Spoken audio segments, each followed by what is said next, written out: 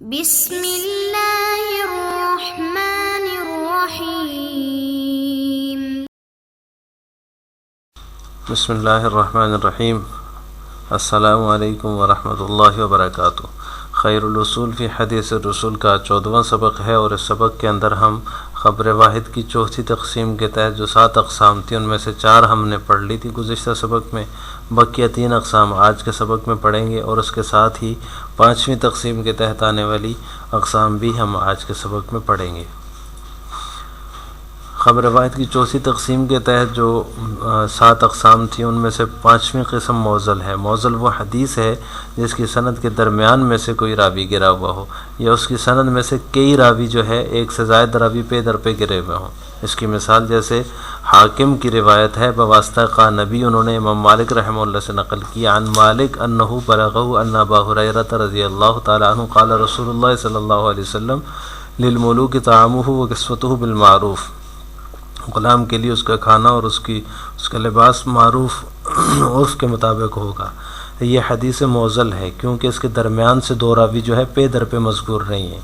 ہمیں کیسے پتہ چلا کہ 2 راوی یہاں مذکور نہیں ہیں؟ تو دوسری سند ہے عن مالک عن محمد بن عجلان عن ابیہ عن ابی ہریرہ رضی اللہ تعالیٰ عنہ۔ اب یہاں پہ مالک جو ہیں وہ ڈائریکٹ ابو ہریرہ رضی اللہ تعالیٰ عنہ سے روایت نہیں کرتے، بلکہ سند سے ہمیں پتہ چلا کہ مالک کے بعد محمد بن عجلان ہیں، اور محمد بن عجلان اپنے والد عجلان سے نقل کرتے ہیں، تو گویا 2 راوی پہ در پہ یہاں مذکور نہیں ہے، اس وجہ سے اس حدیث کو حدیث موزل کہا جاتا ہے۔ موزل اور معلق میں کیا فرق ہے؟ تھوڑا سا فرق ہے۔ اگر سند کے شروع سے پے در پہ 2 یا 2 سے زائد راوی مذکور نہیں ہیں، سند کے شروع میں مذکور نہیں ہے، تو ایسی حدیث موزل بھی کہلاتی ہے اور معلق بھی کہلاتی ہے۔ اور اگر درمیان سند سے پے در پہ 2 یا 2 سے زائد راوی ساقط ہوں تو ایسی حدیث موزل کہلائے گی، معلق نہیں کہلائے گی۔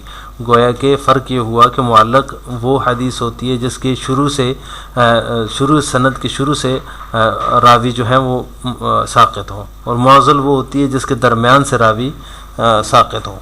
تو یہ تھوڑا سا فرق ہے موزل اور معلق میں۔ اس کے بعد 6ٹھی قسم ہے مرسل۔ مرسل وہ حدیث ہے جس کی سند کے آخر سے کوئی راوی گرا ہوا ہو۔ اب اس کی مثال کیا ہے؟ جیسے حدثنی محمد بن رافع حدثنا حجین حدثنا اللیث عن عقیل عن ابن شہاب عن سعید بن المسیب ان رسول اللہ صلی اللہ علیہ وسلم نہا عن المزابنہ۔ مزابنہ ایک بے کی قسم ہے کہ آپ صلی اللہ علیہ وسلم نے اس سے منع فرمایا ہے۔ اب یہ جو سند ہے، اس سند میں جو سعید بن المسیب ہیں، یہ مشہور تابعی ہیں، اکابر تابعین میں سے ان کا شمار ہوتا ہے۔ انہوں نے صحابی کا ذکر نہیں کیا، بلکہ ڈائریکٹ جو ہے وہ رسول اللہ صلی اللہ علیہ وسلم سے روایت کر رہے ہیں، تو لہٰذا یہاں پہ صحابی کا واسطہ جو ہے وہ مذکور نہیں ہے۔ سند کے آخر میں تابعی تو ہیں لیکن اس کے بعد صحابی نہیں ہے، لہٰذا یہ حدیث مرسل کہلائے گی۔ مرسل کا حکم کیا ہے؟ مرسل کا حکم یہ ہے کہ اصلاً تو یہ ضعیف ہی کہلاتی ہے، کیونکہ اس میں سند متصل بھی نہیں ہوتی، اور اس طرح جو راوی مذکور نہیں ہوتا اس کا حال کا بھی علم نہیں ہے، اس کی حالت کا بھی علم نہیں ہے۔ لیکن ائمہ ثلاثہ جو ہیں، امام مالک، امام ابو حنیفہ، امام احمد بن حنبل رحمہ اللہ، یہ حدیث مرسل کو قابل احتجاج بھی سمجھتے ہیں اور مقبول قرار دیتے ہیں کہ اس سے دلیل حاصل کرنا بھی صحیح ہے اور اس پر عمل کرنا بھی صحیح ہے، لیکن ایک شرط کے ساتھ۔ شرط یہ ہے کہ جو راوی اپنے سے اوپر والے کا نام ذکر نہیں کر رہا وہ خود ثقہ ہونا چاہیے۔ اگر وہ ثقہ ہے تو اس کی مرسل حدیث جو ہے وہ مقبول ہوگی۔ اگر وہ خود ثقہ نہیں ہے، ضعیف ہے، تو اس کی مرسل روایت مقبول نہیں ہوگی بلکہ مردود ہوگی۔ یہ تو بات تھی تابعی تک، لیکن اس کے بعد صحابی جو ہے وہ اگر مرسل روایت کرے تو وہ کون سی روایت ہوتی ہے؟ مرسل صحابی وہ حدیث کہلاتی ہے جس میں حضور اکرم صلی اللہ علیہ وسلم سے متعلق کسی ایسی چیز کا ذکر ہوتا ہے کہ کسی ایسے صحابی کے واسطے سے جس نے نہ تو خود اس کا مشاہدہ کیا اور نہ خود اس نے سنا، آپ صلی اللہ علیہ وسلم کو کرتے ہوئے بھی نہیں دیکھا اور آپ صلی اللہ علیہ وسلم سے براہ راست سنا بھی نہیں ہے۔ اب اس کی مختلف وجوہات ہیں، چاہے وہ کم عمری کی وجہ سے نہیں سن سکے یا نہیں دیکھ سکے، یا پھر یہ کہ انہوں نے تاخیر سے اسلام قبول کیا اس وجہ سے بھی نہیں دیکھ سکے، مشاہدہ کر سکے اور سن سکے۔ اور اسی طرح جب آپ صلی اللہ علیہ وسلم نے ارشاد فرمایا تو وہاں موجود بھی نہیں تھے، یہ وجہ بھی ہو سکتی ہے۔ جیسے کہ صحابی ابن زبیر عبداللہ ابن زبیر رضی اللہ تعالیٰ عنہ ہیں، اس طرح عبداللہ ابن عباس رضی اللہ تعالیٰ عنہ ہیں، تو یہ جو صحابہ ہیں یہ چھوٹے تھے، کم عمر تھے جب آپ صلی اللہ علیہ وسلم اس دنیا سے تشریف لے گئے، تب تک یہ بڑی عمر کو نہیں پہنچے تھے، تو یہ کم عمر تھے. تو ان کی جو مرسل ہے اس کا کیا حکم ہے؟ تابعی کی مرسل یا اس کے بعد کے راوی کی مرسل جو ہے وہ خود اگر ثقہ ہو تو وہ مقبول ہے، تو صحابی کے جو مرسل روایت ہے اس کا کیا حکم ہے؟ اس کا حکم یہ ہے کہ وہ بالاتفاق مقبول ہے اور وہ لائق احتجاج ہے، یعنی اس کے اوپر عمل کرنا بھی ضروری ہے اور اس سے دلیل پکڑنا اور اس کو جو ہے وہ دلیل بنانا کسی حکم کے لیے، کسی مسئلے کے لیے یہ ضروری ہے، کیونکہ اس میں تو یہ احتمال بالکل بھی نہیں کہ صحابی نے کسی تابعی سے سنا ہو. شاذ و نادر کی اگر ہو سکتا ہے شاذ و نادر اس طرح ہوا ہو کسی صحابی نے کسی تابعی سے سنا ہو، لیکن صحابہ جو ہے ایسے مواقع پر ضرور تصریح فرما دیتے ہیں کہ یہ جو ہے یہ حدیث جو ہے یہ فلاں تابعی سے ہم نے سنی ہے. اور اگر یہ تصریح نہ کریں کہ براہ راست حضور اکرم صلی اللہ علیہ وسلم کی طرف نسبت کر لیں تو اس کا بھی یہی مطلب ہوتا ہے کہ انہوں نے خود سنا ہے، یا پھر یہ کہ خود آپ صلی اللہ علیہ وسلم کو وہ کام کرتے ہوئے دیکھا ہے. تو لہٰذا مرسل صحابی جو روایت ہے، صحابی کی جو مرسل روایت ہے وہ بالاتفاق مقبول ہے اور لائق احتجاج ہے. اس کے بعد 7ویں نمبر پر ہے مدلس. مدلس وہ حدیث کہلاتی ہے جس کا راوی اپنے شیخ یا شیخ کے شیخ کا نام چھپا لیتا ہو، یا اس کو یوں سمجھ لیں کہ وہ حدیث جس کی سند کے عیب کو چھپا کر بظاہر سنوار کر پیش کرنا، یہ تدلیس کہلاتی ہے. اس کے سند کے اندر جو عیب ہے اس کو چھپا کر وہ بظاہر اس کو سنوار کر پیش کر دے، تو یہ حدیث جو ہے وہ مدلس کہلاتی ہے.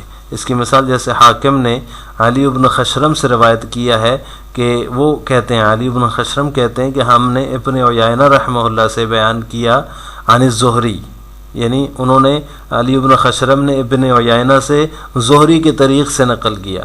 جب ان سے یہ پوچھا گیا کہ آپ نے براہ راست زہری امام زہری رحمہ اللہ سے سنا ہے، تو انہوں نے کہا کہ نہیں، نہ تو میں نے خود سنا ہے اور نہ ہی ان سے سننے والوں سے سنا ہے، بلکہ مجھ سے تو عبدالرزاق جو ایک مشہور راوی ہیں انہوں نے بواسطہ معمر جو ہے نقل کیا ہے، یعنی عبدالرزاق نے معمر کے واسطے سے زہری سے نقل کیا ہے.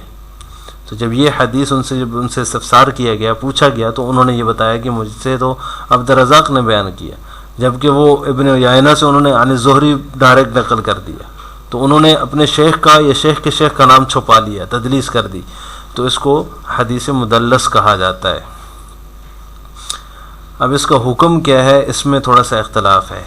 اگر تو وہ سماع کی تصریح کر دے، جو تدلیس کر رہا ہے راوی، وہ اگر سماع کی تدلیس کر دیتا ہے تو وہ روایت مقبول ہو جاتی ہے، ورنہ نہیں ہوتی. جس نے وہ حدیث، جس نے اپنے شیخ کا یا شیخ کا نام چھپایا، وہ اگر اس سے پوچھا جائے تو وہ اس کی تصریح کر دے کہ میں نے فلاں سے سنی ہے، ڈائریکٹ فلاں سے نہیں سنی بلکہ ان کے واسطے سے سنی ہے، وہ اس واسطے کا ذکر کر دے تو وہ روایت مقبول ہوگی، ورنہ نہیں. اور اگر وہ محتمل الفاظ ذکر کرے، یعنی جس سے یہ احتمال بھی ہو کہ اس نے فلاں سے سنی ہوگی اور یہ احتمال بھی ہو کہ فلاں سے نہیں سنی، تو لہٰذا وہ روایت اس کی مقبول نہیں ہوگی، مردود قرار پائے گی.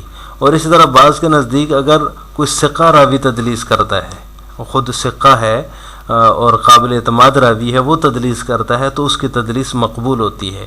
جبکہ بعض حضرات اس کو بھی رد کرتے ہیں کہ یہ اگر ثقہ بھی تدلیس کرے گا، شیخ یا شیخ کا نام چھپائے گا، تو اس کی بھی وہ روایت مقبول قرار نہیں پائے گی. اس کے بعد ہے خبر واحد کی 5ویں تقسیم. خبر واحد کی 5ویں تقسیم صیغوں کے اعتبار سے ہے، یعنی کس صیغے سے وہ روایت نقل ہو رہی ہے، اس اعتبار سے خبر واحد کی 2 اقسام ہیں، معانان اور مسلسل. حدیث معانان وہ حدیث ہے جس کی سند میں لفظ عن ہو اور اس کو عن بھی کہا جاتا ہے. جیسے کہ مثال میں آپ دیکھ سکتے ہیں، حدثنا عثمان بن ابی شیبہ حدثنا معاویہ بن ہشام حدثنا سفیان عن اسامہ بن زید عن عثمان بن مرہ عن عروہ عن عائشہ قالت قال رسول اللہ صلی اللہ علیہ وسلم ان اللہ وملائکتہ یصلون علی میامن الصفوف.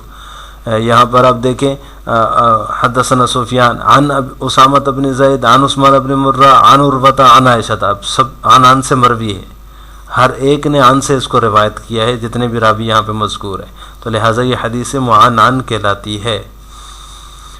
اس کا حکم یہ ہے کہ اس کو دو شرائط کے ساتھ متصل شمار کیا جاتا ہے. پہلی شرط تو یہ ہے کہ عن کے ذریعے روایت کرنے والا وہ مدلس نہ ہو. جیسے کہ ابھی ہم نے پڑھا کہ مدلس وہ ہوتا ہے جو شیخ یا شیخ کے شیخ کا نام چھپا لیتا ہے. اگر وہ عن سے روایت کرنے والا مدلس نہیں ہے, تدلیس نہیں کر رہا, تو لہٰذا اس کی یہ روایت جو عن سے وہ روایت کر رہا ہے یہ مقبول قرار پائے گی. اور دوسری شرط یہ ہے کہ جن دو راویوں کے درمیان عن آ رہا ہے ان کے درمیان ملاقات کا امکان پایا جائے. ملاقات کا امکان کیسے ہوگا؟ کہ ان کا زمانہ ایک ہو, یعنی ایک زمانے کے دونوں راوی ہیں, تو ہم یہ سمجھیں گے کہ ہو سکتا ہے ان کی ملاقات ہوئی ہو اور انہوں نے جو ہے مل کر ان سے ملاقات کر کے ان سے یہ سند روایت کی ہو, یہ حدیث روایت کی ہو, تو لہٰذا امکان لقاء کا پایا جانا بھی ضروری ہوتا ہے. اب جب یہ دو شرطیں حدیث معان کے اندر پائی گئی ہیں تو پھر یہ حدیث معان مقبول ہوگی ورنہ نہیں ہوگی. اس کے بعد دوسرے نمبر پر جو پانچویں تقسیم میں جو دوسرے نمبر پر جو حدیث ہے وہ حدیث مسلسل ہے. حدیث مسلسل کیا ہوتی ہے؟ حدیث مسلسل وہ ہوتی ہے جس کی سند میں صیغ ادا یا راویوں کی صفات یا حالات ایک ہی طرح کے ہوتے ہیں. یعنی جس صیغے سے وہ روایت کی جاتی ہے وہ تمام صیغے ایک جیسے ہیں, اسی طرح راویوں کی صفات اور حالات بھی ایک ہی جیسے ہیں, تو پھر وہ حدیث مسلسل کہلاتی ہے.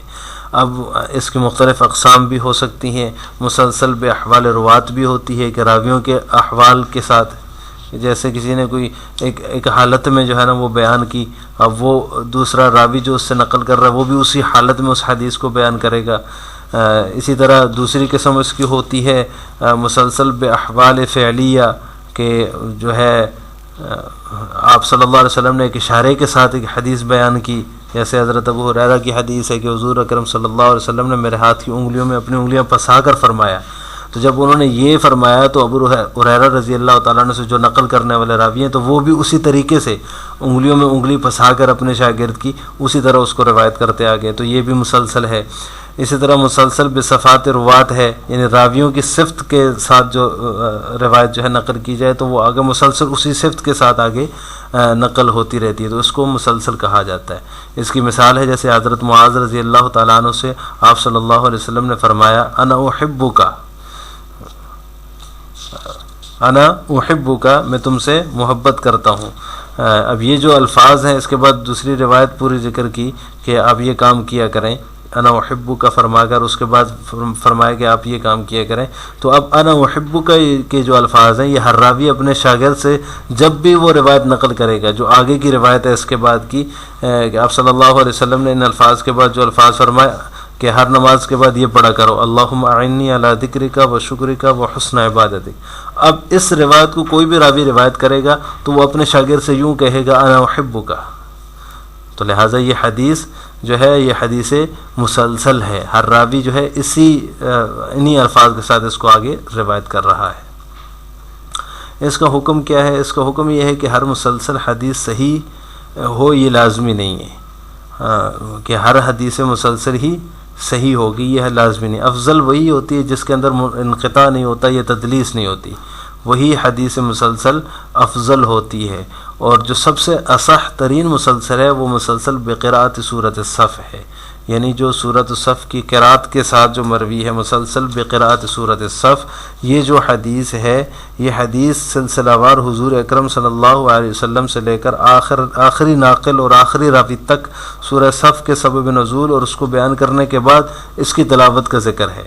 تو لہٰذا یہ جو حدیث ہے یہ جو ہے مسلسل جو حدیث ہے یہ اصح ترین ہے سب مسلسلات میں. آج کے سبق میں ہم نے چوتھی تقسیم کی بقیہ 3 اقسام پڑھی ہیں اور 5ویں تقسیم کی 2 اقسام معانان اور مسلسل کے بارے میں تفصیل سے پڑھا, جن کی مثالیں تعریفات اور احکام کے بارے میں ہم نے پڑھا ہے. آخر میں آپ سے 2 سوال ہیں جن کا جواب آپ نے کمنٹ باکس میں دینا ہے. ایک یہ کہ حدیث معانان کی تعریف کیا ہے, یہ تعریف آپ نے کمنٹ باکس میں بتانی ہے. اور دوسرا سوال ہے اصح ترین مسلسل کون سی حدیث ہے, تو وہ جس کا ذکر ابھی ہم نے کیا یہ آپ نے کمنٹ باکس میں بتانا ہے. وآخر دعوانا ان الحمد للہ رب العالمین.